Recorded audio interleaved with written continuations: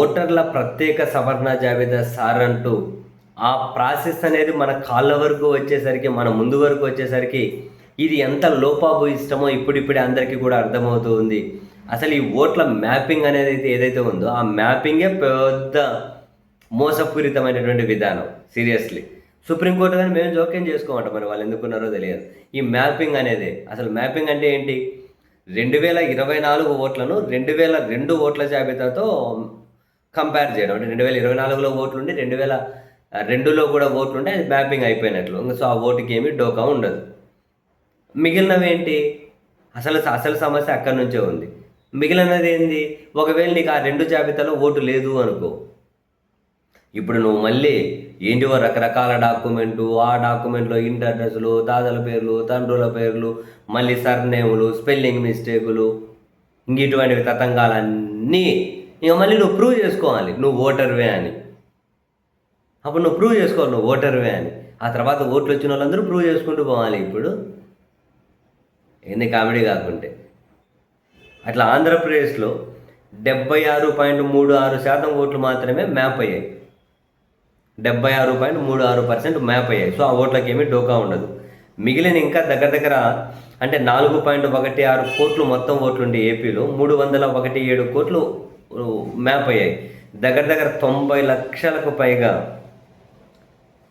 అంటే 98.39 లక్షల ఓట్లు మ్యాప్ కాలే. అంటే 1 కోటి ఓట్లు మ్యాప్ కాలే. కొంచెం అటు ఇటు 1 కోటి ఓట్లు. ఇప్పుడు ఆ 1 కోటి ఓట్లు మేము ఓటర్లమని ప్రూవ్ చేసుకోవాలి. బిఎల్ఓలు అని వస్తారు కదా, వాళ్ళ చేతిలో ఉంటుంది. నువ్వు ఏమంటే డాక్యుమెంట్లు ఇవ్వాలి, ఇంకేదైనా ఉంటే వాళ్ళకి చెప్పాలి, వాడు కన్విన్స్ అయితే నీ ఓటు ఉంటుంది.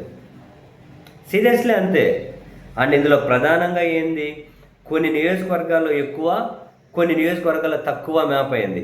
నెల్లూరు రూరల్ లాంటి చోట్ల అయితే కేవలం 50% మ్యాప్ అయింది. మొత్తం ఉన్న ఓట్లలో సగం ఓట్లే మ్యాప్ అయ్యాయి. మిగిలిన సగం ఓట్లు వాళ్ళు నిరూపించుకోవాల్సి ఉంటుంది, మేము ఓట్లదారులమే అని. నెల్లూరు రూరల్ లాంటి చోట్ల అంటే ఇప్పుడు మ్యాప్ అయిన వాటిల్లో 76.36% మ్యాప్ అయ్యాయి కదా. అంతకుమించి తక్కువ 86 నియోజకవర్గాల్లో అంతకుమించి తక్కువ మ్యాప్ అయింది. అంటే 60, 50, 65, 60 అంతకుమించి మామూలు యావరేజ్ మ్యాపింగ్ కంటే 86 నియోజకవర్గాల్లో తక్కువ మ్యాప్ అయినాయి.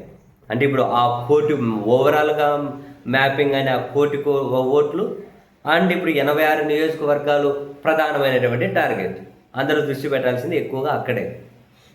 ఏంది ఇప్పుడు ఎన్ని ఓట్లు తొలగిస్తారు, ఎందరు నిరూపించుకోగలుగుతారు మేము ఓటర్లమే అని, ఏమేమి డాక్యుమెంట్స్ అడుగుతారు, ఇచ్చిన డాక్యుమెంట్స్ సాటిస్ఫై అవుతారా, అన్నీ ఎదుగుతారు. ఆడక్షరం తప్పు ఈడక్షరం అవుతుంది ఏముంటాయి, దాంట్లో రకరకాల తప్పులు తడగగానే ఉంటాయి.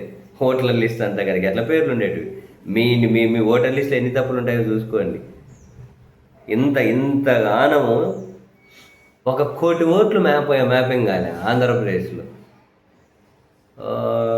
నీ పాసుగుల 86 నియోజకవర్గాలు అట్లా ఓట్లు నిలబెట్టుకోవడం అనేది కీలకం.